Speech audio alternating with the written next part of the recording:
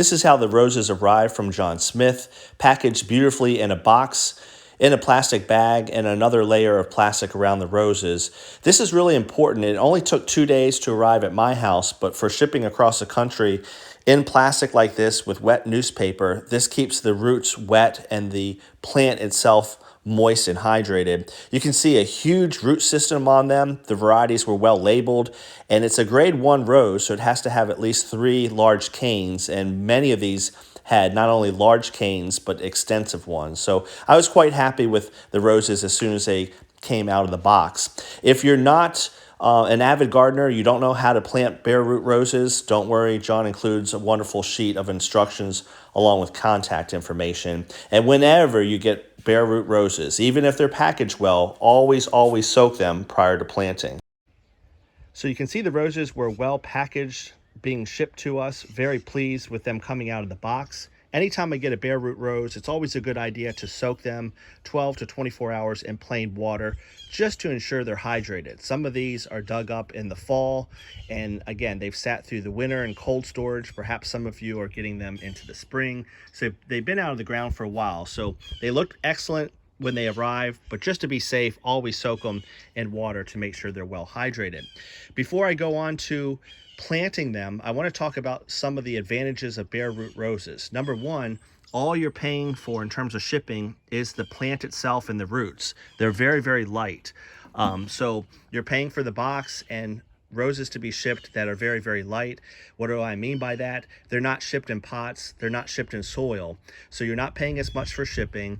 Bare roots are sold by many companies, so you can get a wide variety, usually much more than you can get in your local nursery. Local nurseries are good, but they usually pot these up, and then they're going to sell them to you for a higher charge because you're paying for them to be potted up. And you have a small selection locally, whereas if you get them through mail order, websites, online, phone numbers for the companies, you're going to get a wide variety.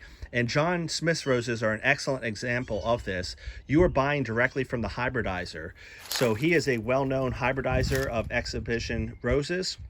He's getting back into selling them directly from him. In the past, you had to go to another vendor.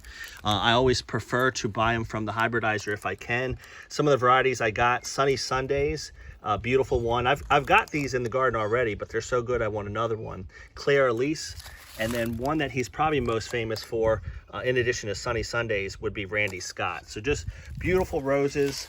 They came shipped great. Highly recommend if you're interested in exhibiting roses or just want a really nice rose. These 3 are fantastic. Not only are they good roses, but I've been especially impressed with how John shipped them. I mentioned Palatine and Wisconsin roses in the past as some of my favorites. Those are good as well. John's roses are phenomenal. You know, out of the box, you don't get much better than this. You can see the deep, long root systems. A grade 1 rose has to have multiple canes, and they do that, at least 3. This is a huge one here, Claire Elise.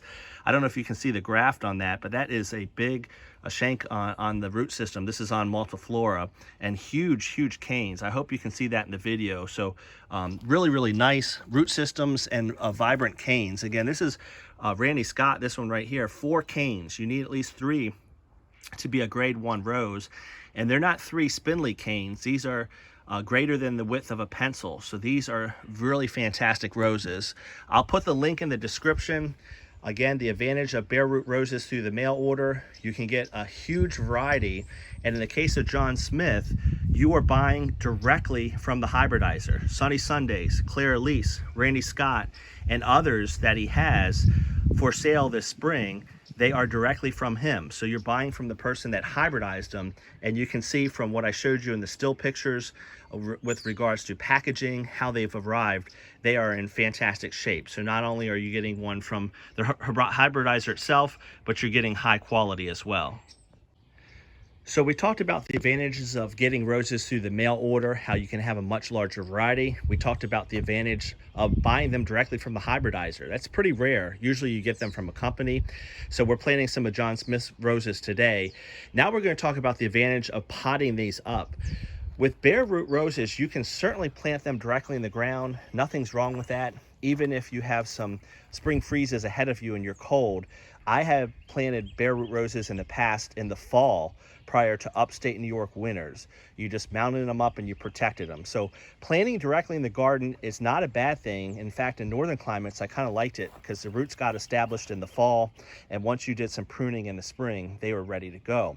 Here in the South, I actually prefer to pot them up first. You would think that's kind of counterintuitive, but the reason is we get a lot of late spring freezes, and it's warm enough to plant in the ground now, but if we get a hard freeze, these may get nipped and set back. In addition, I found planting them in pots offers a lot of advantages. You're babying them, they're in a good potting soil. I added some Pro Mix, and then this is another brand, Pro Line. It's just something I got at the local farm supply. So a good clean potting soil is all you need. Something without fertilizer, something that's sterile.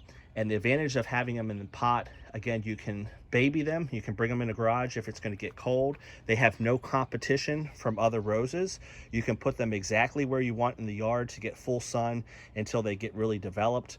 And then what I like to do is usually about early to midsummer, when these have become not root bound, but really have filled up the pot itself, then I will go ahead and plant them. And the advantage is they're a nice, healthy rose bush, and then they will get acclimated quicker because they've already been established in a pot.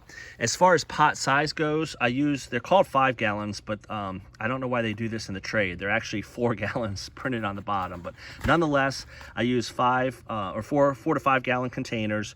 When I get some of those maiden roses from Steve Singer or smaller grafted roses, I'll do the 2 gallon, but these 5 gallons are sufficient. If I plant these now in late February, usually June or July, by then, they become really established in these pots, and then we'll go ahead and put them into the garden. That also gives it a long time to get established before the upcoming winter. When filling up the pots, I try to fill up no more than half, maybe 2/3 full, because remember, you still have the root ball to fit in. Now we're ready for the fun part. These roses were well packaged, the canes and roots were tied up. For the planting part, you only need to untie the roots. So I took off the rubber band and started to put them down into the pot. The roots were so extensive, which is a good problem to have. I had to remove some of the dirt and mess around with the rose itself to get it to the level that I wanted. Basically, you want all the roots covered up. You want the bud union, where the graft is, to be level with the soil.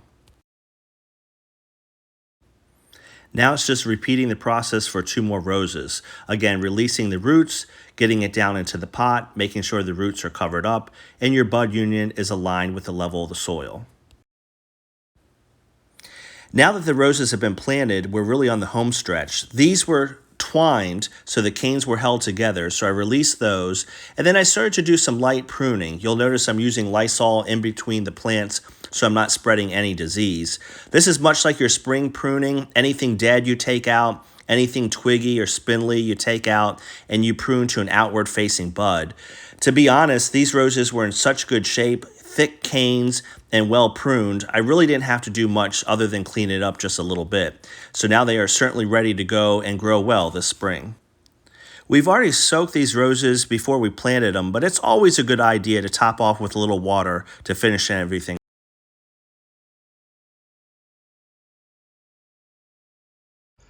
So that's it. Pretty easy to pot up bare root roses. Again, the advantage of bare roots, you can get them through the mail, so you have a much larger selection than you do at the local nursery. In addition, by potting them up, you give them a head start for the garden. You can bring them in if it gets cold. If it's a real dry period, you can easily water them. They're in the perfect soil medium. You don't have to worry about any issues with your pH not being good. I showed you I used Pro Mix or some good potting soil that does not have any fertilizer in it. These roses are outstanding. I'll put the link or the information in the description to order from John Smith if you're familiar with his roses, and you probably are if you're a lover of exhibition roses. Randy Scott, Sunny Sundays, Claire Elise, some of the best ones you can get. He has others such as Baby's Blush as well. And I spoke to him yesterday. He's probably going to go through these pretty quick, so you're going to want to hop on this. He hopes to sell out by April. So put those orders in as soon as you can. They are grafted onto multiflora. You can see the bud union there. And when I pot them up, I want that just the level of the soil. If you live up north, you'll eventually plant that bud union below the ground. If you're down south like me, you'll pretty much leave it at the level of the soil itself. You can see I do have soil just to the tippy top of the pot. Ideally, you want to bring it up to the level of the pot, then water it in and let it settle. That trick works all the time. Now the level of the soil is just below the pot, so when you water, it won't drip out. So it's raining, so I'm gonna head on in. I hope you enjoyed the video. Again, these are outstanding roses, Sunny Sundays, Claire Elise, Randy Scott, some of the best ones you can get. And the difference is you can get it directly from the hybridizer. Pretty cool, great stuff. Give John a call. You will not be disappointed, not only with his roses, but how they're sent to you. As always, I appreciate the comments and new subscribers. Look forward to another video. We are warming up here in Eastern North Carolina, so the next one probably will be on pruning as we look for blooms in spring 2022, just a couple months away. Take care, everyone.